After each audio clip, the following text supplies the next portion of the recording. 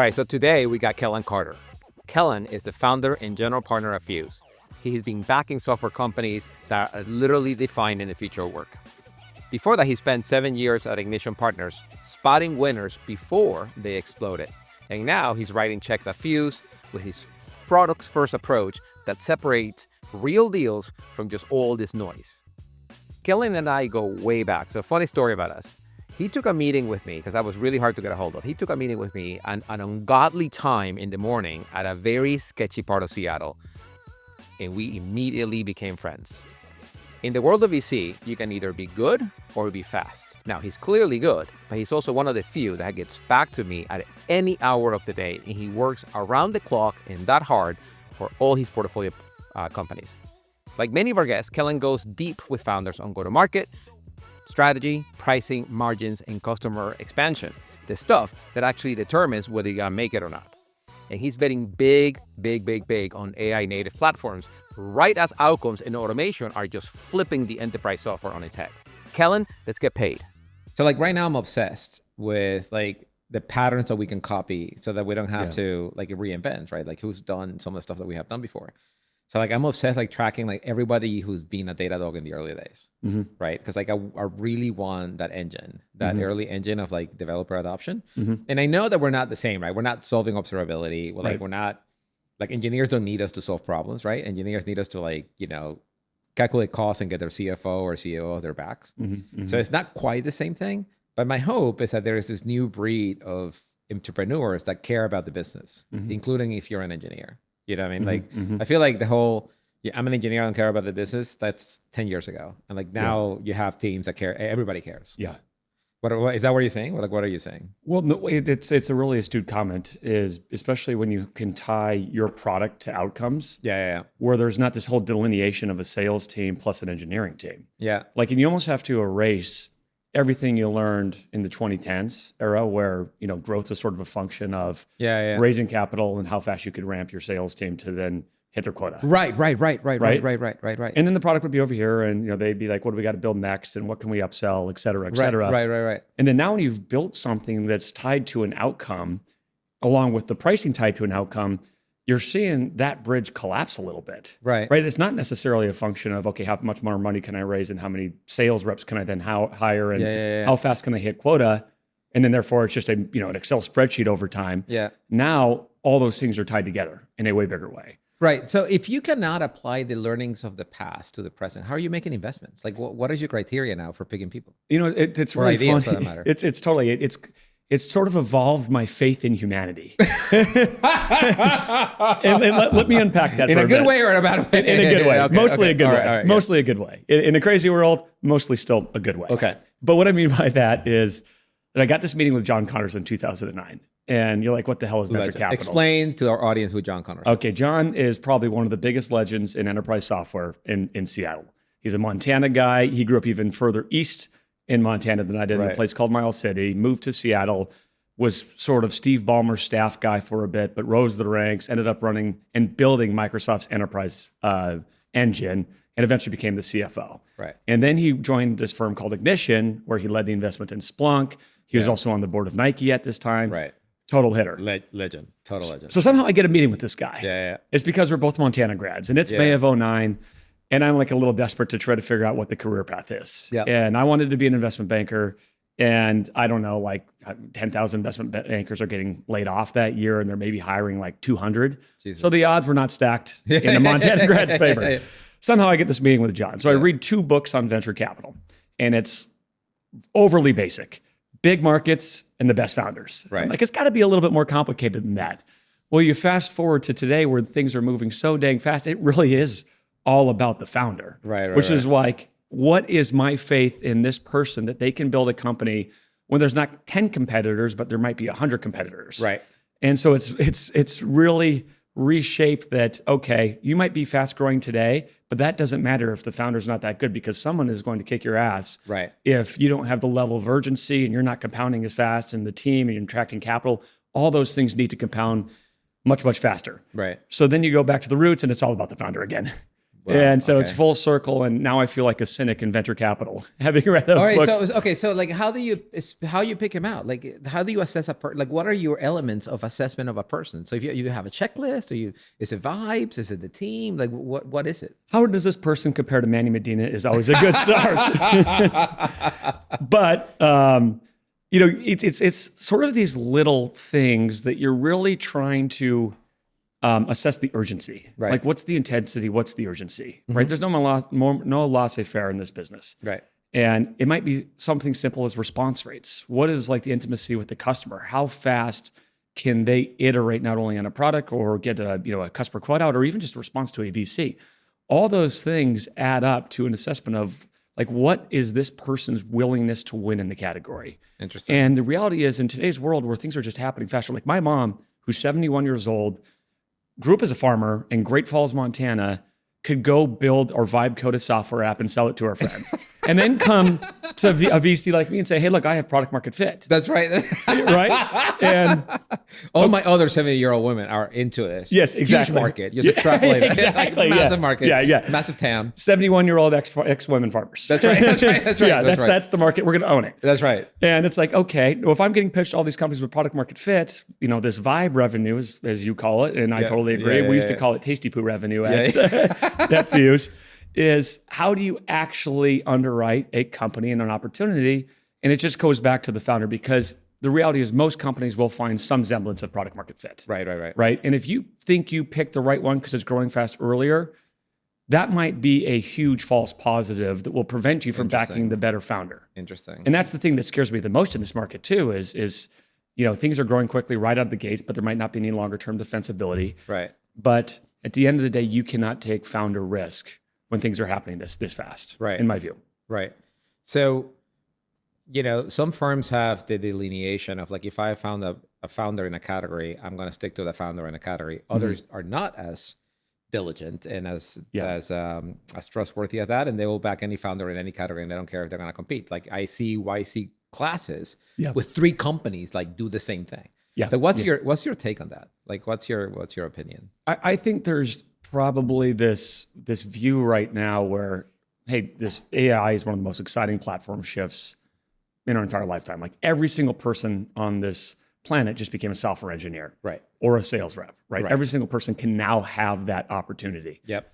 And I think the view is, okay, the market's just got a lot bigger. Therefore, you need way more shots on goal because there's going to be way more competitors. Right. And so it just becomes a topic of portfolio construction, right, in terms of more companies to give me a shot at catching that winner. Right. And I might not take as diligent of a founder assessment as more as I'm going to be backing a bunch of companies in a category, and hey, I'm going to be upfront about that I might back your competitor, but we're not going to be on the board. Right. So there's not going to be information sharing, but this is just the portfolio construction approach that we are going to take. Right. And that's where I think more of the YC folks are doing. I think that's what many of the early pre-seed firms, more companies, higher upside, but there's way more risk, way more volatility. All right, let me challenge that. Okay, so one of your incredible value propositions, which I never seen anybody else do, is that you have an actual list of very large companies that you have direct interest into CEO, board members, or former board members. Yes. Nobody is explicit like that, and this is Fuse only. So if 2 companies that do the same thing come to you and ask for an intro to, say, Costco, like what's it clearing? This is where you got to be super judicious. It's like, hey, I noticed, like, you have a C-level exec at Amazon. Can you get me an intro to Andy Jassy? Like, I would love to sell him my software. It's like, okay, like, how often you get that? Let's pump the brakes a little bit, right? Exactly. Right. And so, this is a very, because we do get asked, right? Of course. Of course, some of our LPs are also public on our website, and we're super grateful that they are willing to put their name on something that we're building, we're building as founders, right? That's like a huge honor that Eric Sprunk, the former COO of Nike, is going to say, yes, I am proud to be an LP. I'm going to be on your website. 100%. So I'm going to get asked for an intro to Eric. And Eric's a very generous with his time. It helps because he retired from his full-time operating gig. Right. But you got to really be thoughtful on when you're going to make the ask. And it usually needs to be a portfolio company, not always.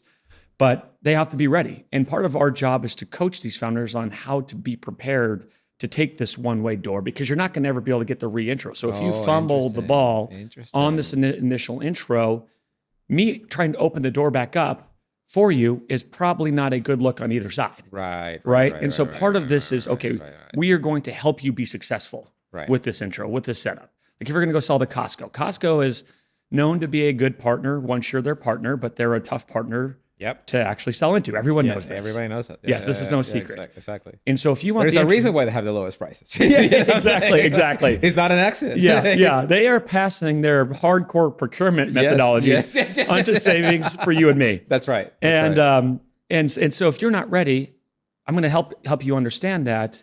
And then when you are ready, I will make the intro.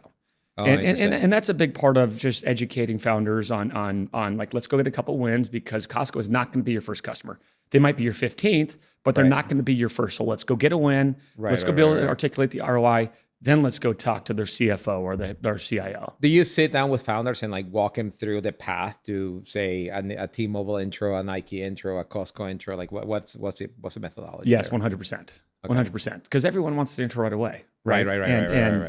And hey, yeah, I want to help you. But I think it's all about having the highest success rate with getting you connected to the LP base that all want, they're financially incentivized to see your company be successful through our investment with Fuse. Yeah. And so it's just about making sure the door that getting opened has the highest probability of success. Just a math game. Got it. So what are you investing right now? And most importantly, what are you not investing right now? What are you staying away from? So there's always an asterisk and a caveat with this. Of course. Like Cameron, who's one of my partners, and I have two phenomenal founding general partners, in Brendan and Cam.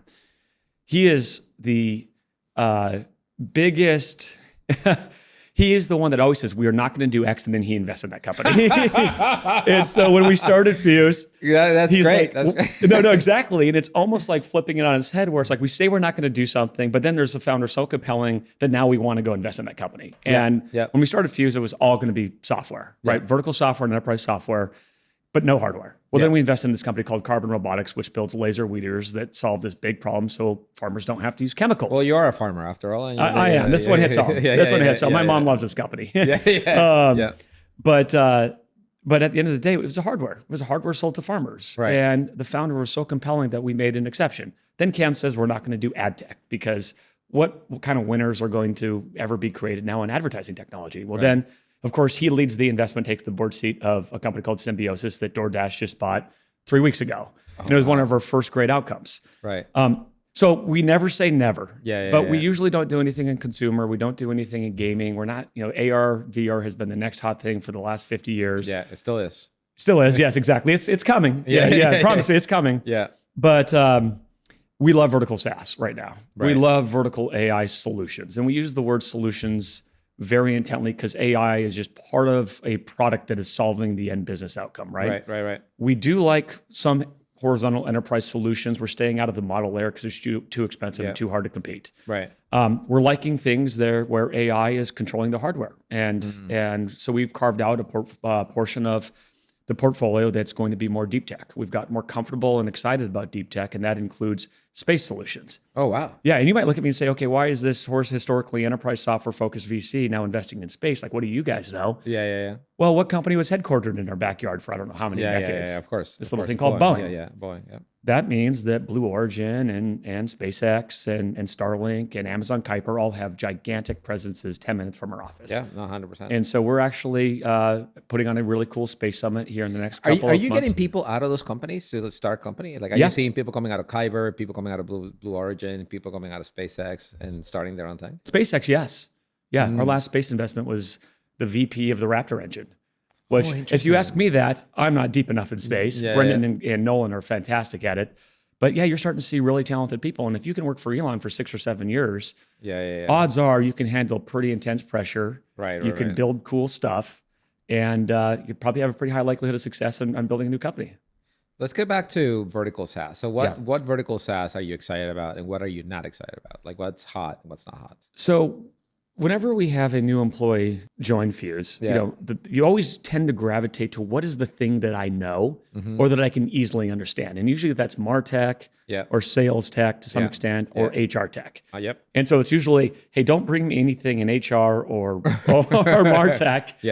until you've met like 1,000 companies in the category, because Yep. just look at the eye chart; it's in a giant eyesore. Yep. Yeah. And so we're bigger every day. And then of course, then one of the first enterprise AI companies I do is in the HR tech, Right. in health tech space with Kabir and Rohan D'Souza of Avante. Yeah. Where you're seeing us do a lot is in things like logistics, Oh, interesting. things like insurance, things like the whole reinvention. You invested in Owl in logistics. Owl with insurance, right? Yeah, yeah. Fraud detection and claims automation software. Yeah. Quandary, who Jackson. Yeah. They're building software solutions that automate a lot of the workflow of brokerages, which is just processing claims and policy renewals. That's I love that business. That is an incredible business. I found another one that was doing, something similar, and they were starting to take a cut of the outcome. So they would say, like, if I process this claim, if I process this renewal, right, and I get it through, you get me X% of the outcome of the actual renewal value. Yeah.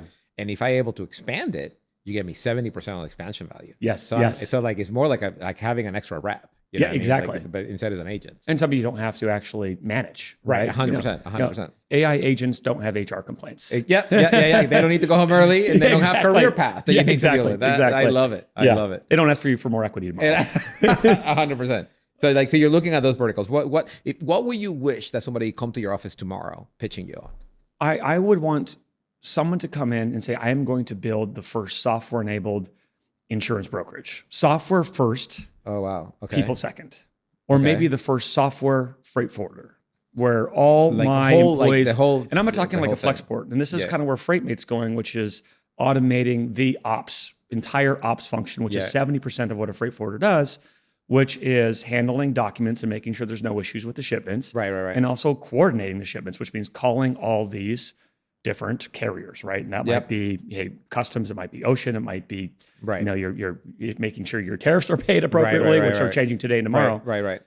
But like, what is that? But like to actually be the front of the operation, to own the whole operation. Yes. What if you're the CEO that manages 2,000 operations people, but those operations people aren't actually people; they are just agents coordinating the shipments using a voice dialer. That, hey, the person on the other line might think it's a human, or no, it's an agent. Of course, you have to disclose that. Right. But like, what does that look like? What if you started a modern day freight forwarder from the ground, where your entire team is essentially agents conducting the work of an ops person? Interesting. So that's just an example, right? Yeah. We've talked about, how should a law firm get completely reinvented, like what Harvey's doing. Yeah. But more so from a startup law, like Atrium was early in its time. Right. What if that was started today, where a lawyer can handle 5,000 clients instead of 200? And so all these professional services organizations are going to get completely reinvented. Interesting. So what do you think of the General Catalyst model of like actually buying the operation and then just like start like replacing the humans with agents? Is that a good model? Because they get to keep the alpha at that point. They're doing the transformation. Like, what do you think of that? I wonder, we have talked about this quite a bit actually internally. Is like, what does even VC look like? Is VC private equity? Is VC private equity meets early stage investing, meets like your kind of consulting arm of coming in instead of deploying people to go optimize this, deploying agents. Right. That's like a whole new rethinking of these service organizations. I'm not really skeptical, but I'm not also totally bought in of reshaping a culture of an existing company versus starting net new. And let me tell you what I mean by that. Yeah. If you look at a lot of the companies that were pre-AI, right, where again, you have 2,000 person companies. Yep. How hard is it to reshape a 2,000 person org down into, call it a 300 person org that is AI first? Right. Versus starting a company today with the culture of, we are going to be a 300 person team max, even at $2 billion in revenue. Yeah. The former is way harder than starting anew. Yep. And so that's the question that I'm kind of monitoring closely of new versus the old. But wait, the companies that are already there have a client base, there's trust in the market. What is that worth? You know what I mean? Like, if somebody started anew that has to go prove themselves to a bunch of different players, like you have the cost of customer acquisitions. It's not cheap. Right. So what's a balance? Right. And that's where, how entrenched are you with the customer? How sticky is it? Right. Yeah. If you're selling software on a per seat license to a seat that's going away, right, I would not want to be trying to reshape the culture of a 2,000 person org. True. If I am selling software that they can't get out of because the integrations are super sticky. The value is really, really clear. Right. There is a moat and, you're just printing cash. Then it's really reshaping the team, the construct with AI first. So where do you draw the moat? Is system of record a moat? Is relationship a moat? Is some kind of like proprietary information a moat? Like what's a moat? I think system of record is a start. Yeah. I think having proprietary data is the next. And oftentimes if you're a system of record, you have the proprietary data. Right. But I think the more entrenched you are with system of record data and integrations, the higher likelihood you are to be successful in that model. Interesting. So in that model, it's better to just turn yourself into an agentic company and go, as opposed to have an upstart come and take your business. I think so. I think so. So what businesses will you see out there that are, ripe for the pickings of like a new agent first company? You say freight forwarding. What else? I see freight forwarding. I think insurance, starting a software enabled brokerage right out of the gates. Right. You know Owl with their first product was fraud detection for insurance carriers. I remember that. What is fraud detection? What does that model look like? Well, what happens is you get a suspicious claim. Right. You then have to go hire a private investigator. They don't generally always work for the insurance company. And then they got to go sit in a trash can and take photos of you. And then they're like, here's Manny saying he can't work, but this is him dunking a basketball. We got a video of it, The dude's actually pretty athletic. Right. What if you started a digital first fraud detection company? Interesting. Where I am Hartford and I hire this company called Owl, and Owl is my fraud detection engine. Not software sold to me necessarily, but they are like the full end fraud stack. Yeah. They are the private investigator. Interesting. Right? Yeah. Because there's so much digital information, and now you can actually go really figure out who do you actually target that is the highest slam dunk fraud cases versus where are the things that you just end up paying the claim because it is illegitimate. Right. So how does that whole world get completely reevaluated and reshaped? Right. So, but who would have thought like a software enabled fraud detection firm? Yeah. No. It's really fascinating. But is it? So what do companies in the business do right now? Do they turn themselves into fraud detection, or just wait themselves out until somebody takes their business and they go away? It's just everyone's dealing with this innovator's dilemma, right? Yeah. And what do they say? It's not going to be AI that takes your job. It's going to be someone that's really good with AI that takes your job. Yeah. That's how you'll see it play out eventually. Yeah. And I think it's just happening way faster. Interesting. And I think, look at Microsoft and Amazon's announcements of, hey, we're, the white collar jobs are starting to go down. Microsoft is insane. There's like a 3% layoffs every year. It's been happening for the past 4 years. Yeah. And they just relentless every year. And those are big numbers. Totally. So it makes you wonder. So this is where I disagree with the whole a human with AI, will survive and whatever, is that could be anything, right? That could be like, I'm using an agent. I'm using ChatGPT to do my emails, and now I'm AI enabled. In reality, you're not AI enabled. You're still doing job that an agent can do. Right. So saves you a little bit of time. Yeah. So exactly.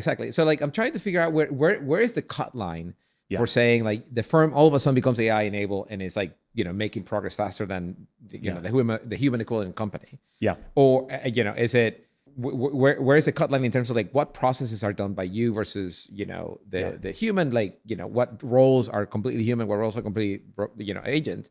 So for instance, somebody getting on the phone to talk to another human being is totally fine because it's hard for the agent to replicate. Anything that could be an email, you don't need a person anymore. Right. You see what I mean? So if you are writing an email and that's what you do most of the day, your job is at risk. You know what I mean? Exactly. And you have to be thoughtful about that. So I one of the things I wonder is that where does this end, right? So take any SaaS company. I was thinking about this the other day. Take any SaaS company. I was thinking of Zuora or take Workday. Yeah. And they have multi-year contracts with seats. Right. Serving all these things, and there is an equivalent company that you can create right now that does exactly what they do. The only thing they lack is access to their customer base. Right.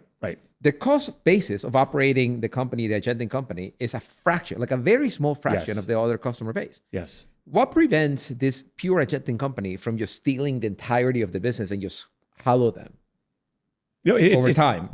How does that play out? Well, and I think You're bringing up at a really good point with some of these longstanding enterprise companies, Right. right? And they have these existing relationships. Right. What does it take to buy out those contracts? What is the change management? And how easy is it to migrate off of something Right. in an AI world? Right. Because there's going to be AI tools to enable you to migrate faster. Exactly. So where does it end? And this is where we're seeing this play out now, right? How many big enterprise renewal cycles have we gone through? Not very many on multi-year contracts, Right. Right. It's still kind of early days, and the enterprise is a little slower to adopt, and they want to adopt narrow AI first to make sure it works, and then expand to more. Like everybody's just dipping their toes in this water. Where like this is a time of like jumping straight in. There's a fire right behind you. Like, you know what I mean? Like there's no dipping your toes into anything. Yeah, but it's always been, what's the change management pain in the ass, right? Like, why do I want to It's go? other people holding you up. Totally. And it's like, oh, you got to go hire McKinsey or Bain, and they got to go do the migration from SAP to Oracle. Right. Yeah, that's hard. That's disruptive. Right. What if it's not disruptive?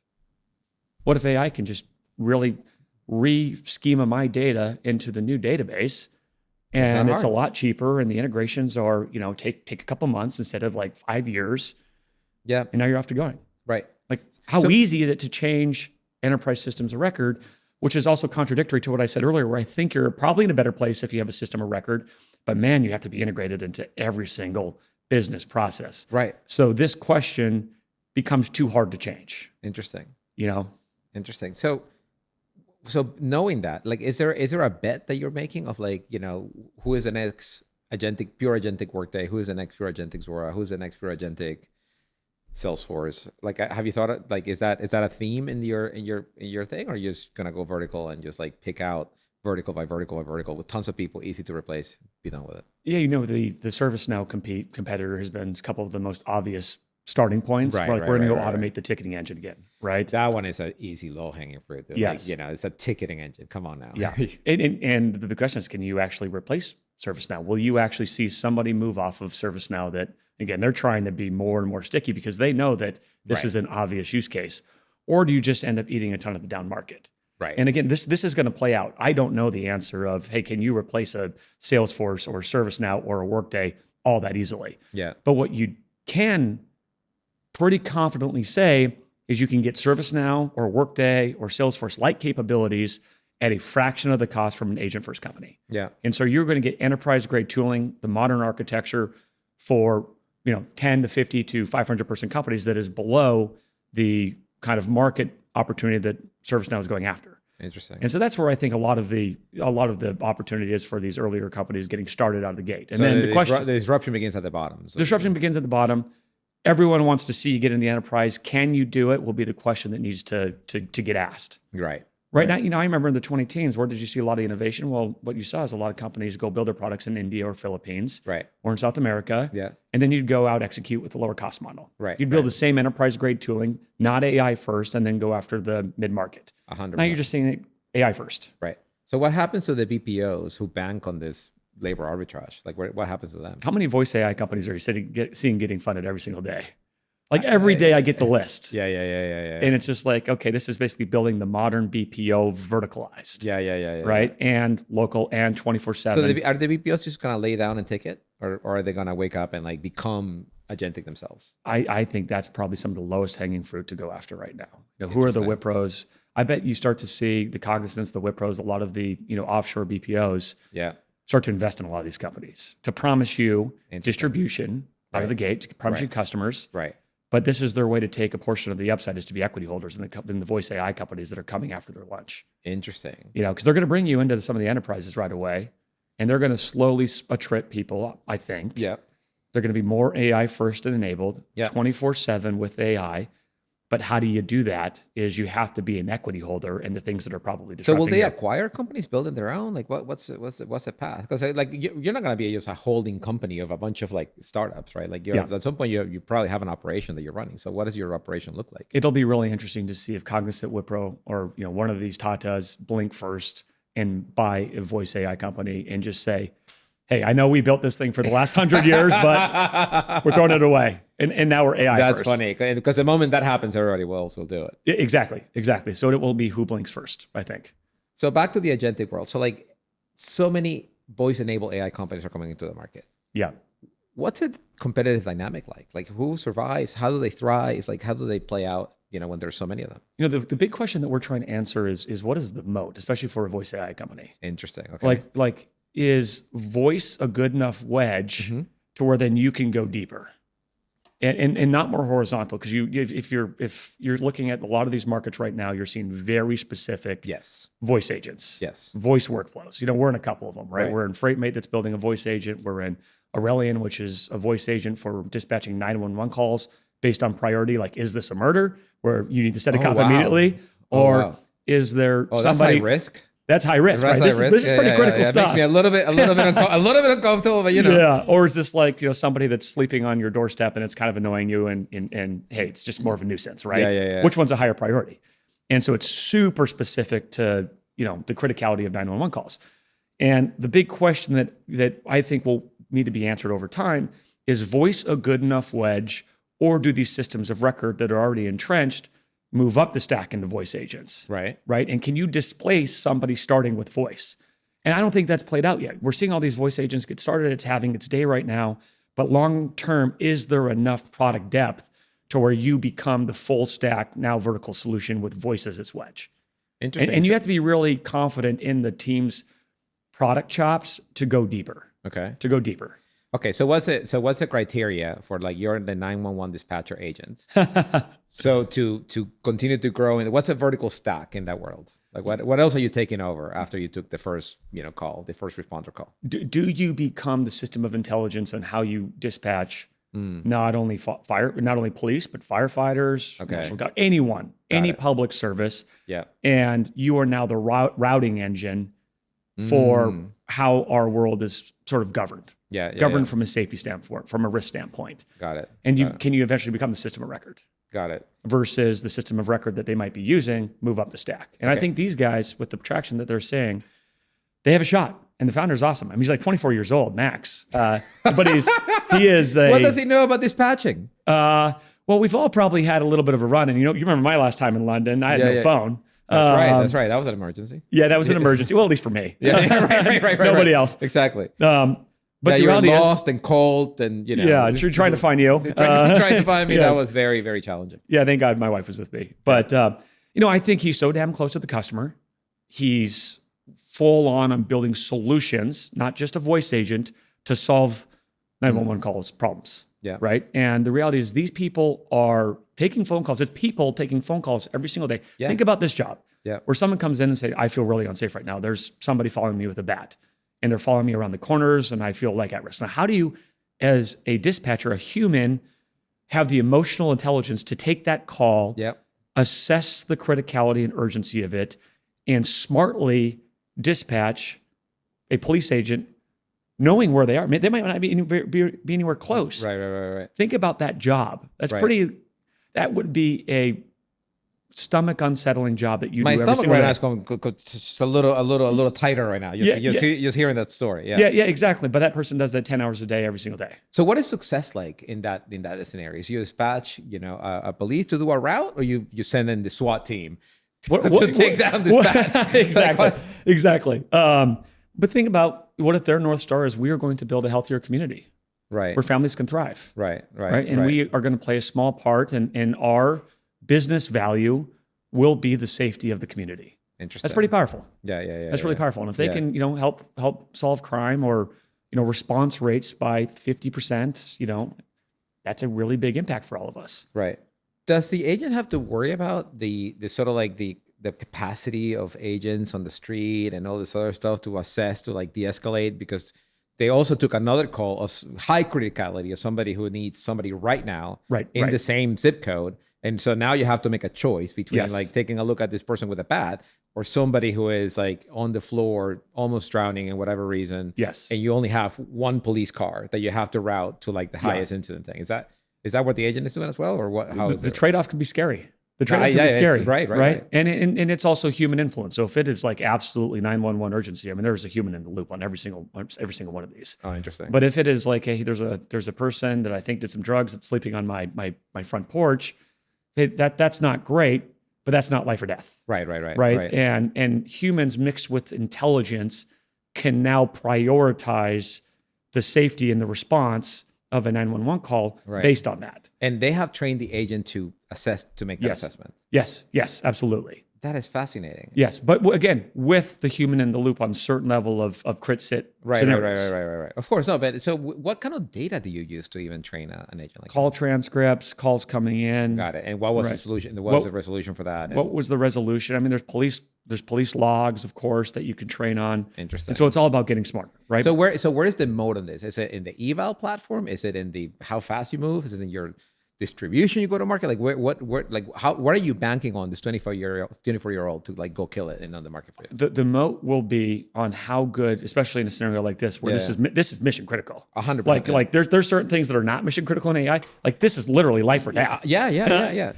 Of course. You are going to want to buy the very best solution. Right. And so the moat will be the quality of the product. Right. And how it. No one in public policy said like I bought the cheapest option. Exactly. Yeah. That is how you get fired from office. Look how much money I save on 911. Exactly. Nobody's saying that. No, exactly. They are going to be, look at how healthier we made your community. Or safer, I mean, not healthier. Look how much safer we made your community. Right. That's a pretty damn good moat. That is a pretty damn good moat. Yeah. That is really hard to disrupt. Yes. Give me another example of an investment recently where this mode is a no-brainer. Like I agree with you. So it's a little bit like a drug investment, right? If you win real big. Right. Exactly. You know, number 2 is not so great. Yes. But number 1 is amazing, right? So like the probability distribution is so skewed that you want to go all in and sort of like help and run faster, right?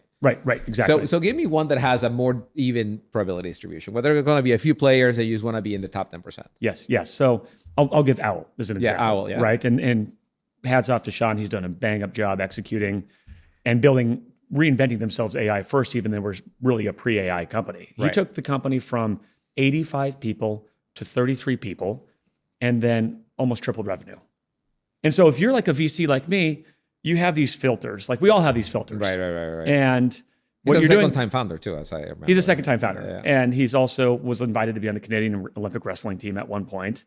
And so he's tough. I saw the size of his neck. It's pretty big dude. Yeah, exactly. He's built like a brick shit house. Yeah, he is. And his method of yoga is actually jujitsu fighting. So that's the kind of guy you want to back. You know he's going to run through a brick wall to make this thing successful.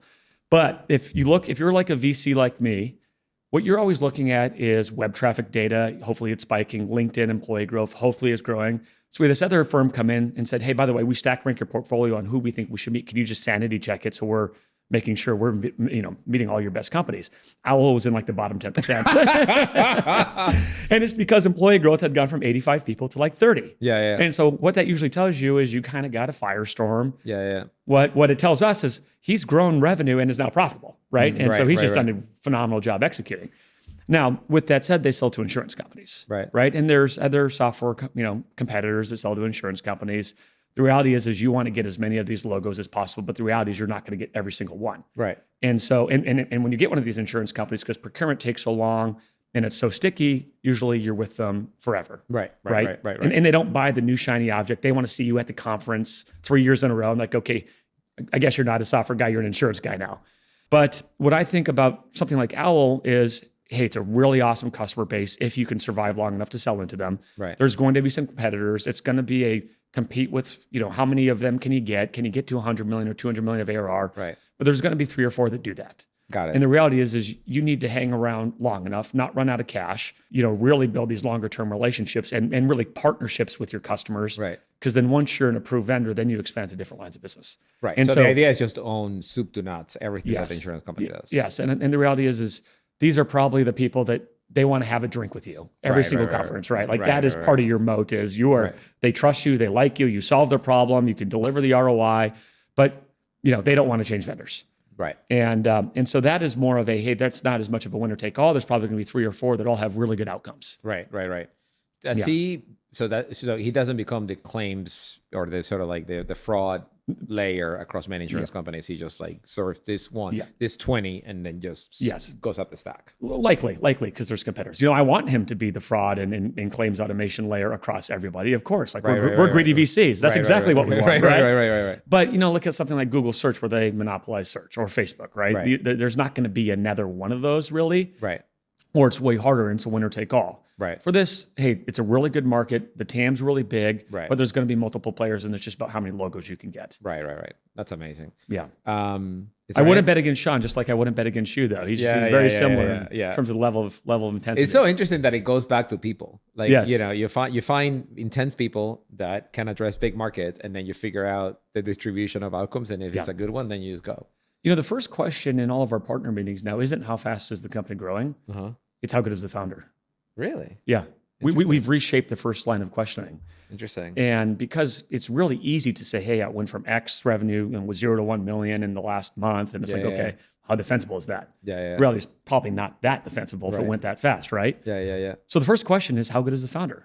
And the other thing that is really interesting to me is that the early revenue may actually be counterproductive to late growth. Totally. You see what I mean? Totally. So like if you're pressing go and like starting accruing revenue, there is all sorts of trade-offs that you have to make that may bite you in the ass later, right? So you may get to 20, 30, 40, 50 million, and then getting from that to 100 becomes impossible because like you harden the infrastructure around this particular growth. Right.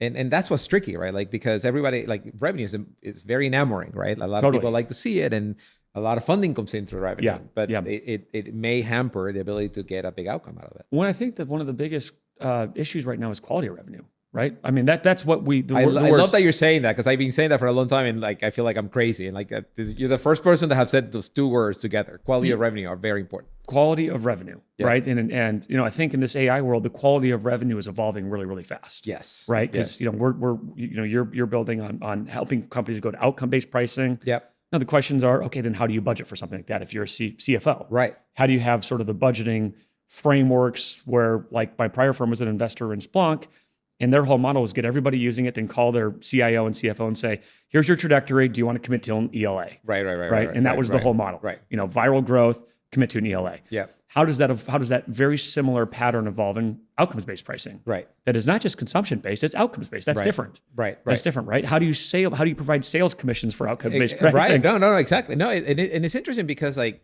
I was like the crazy guy telling everybody that even though your revenue is growing fast, the quality is shit. Yeah. And you have to worry about that. Like, it may not bite you in the ass today or tomorrow, but it might bite you in the ass next year. And when I started this pitch in January, nobody believed me. Yeah. But it was until March and April when 20 companies that were in the AI voice space were funded. Yeah. That all of a sudden they were on top of each other's territory. They all hire sales teams and they're all going after the same base. Yep. And I started getting calls saying, "Hey, my minute is getting pressure. I'm competing now with Vapi, or I'm competing with Bland, or I'm competing with whoever." And they're all coming to my base. Like, how do I differentiate? I'm like, I'm glad you're here. I can help you. It's a little late, but but I can help you. But so like you have to start switching over to like some kind of value added to your customer. Otherwise, a minute is a minute is a minute, and your customers are buying minutes. They're not buying a 9-inch drill. They're buying a 9-inch hole. Yes. Well, and the only thing I would say, by the way, is people finally started admitting it publicly. Right. The difference is, for the last year, everyone in every board meeting, this came up every single time, is how do I evolve my pricing? Right. How do I charge on like a per ticket resolution? Right. I have this customer over here, like we're in a video editing company called Pictory. They have this customer that loves the product, but it makes a lot of videos and it's probably a negative gross margin. Yeah. Like, hey, we love this guy because he's our biggest fan, but Right. But so it's come up privately in almost every single board meeting is how do I evolve my pricing? Right. And then finally it's going public and it's becoming a well-known shift that's happening, but it's been a high anxiety problem for a while, I think. Right. Especially at the board level. And that's usually when I get involved, is a board member comes and tells me, "Hey, do you mind have a conversation with the team? Our margins are getting pressured and I don't know what to do." And I'm like, "Yeah, no, but we have to talk about it if we're going to solve it." Step one is recognize you have a problem. And then we can work from there. Yeah, then we'll get to the 13th step eventually. That's right. Exactly. All right, Kellan, so good to see you. Thanks for coming out to the studio at Paid. And, I am excited to continue this conversation. So we'll have you on again. I love it. Great seeing you, man.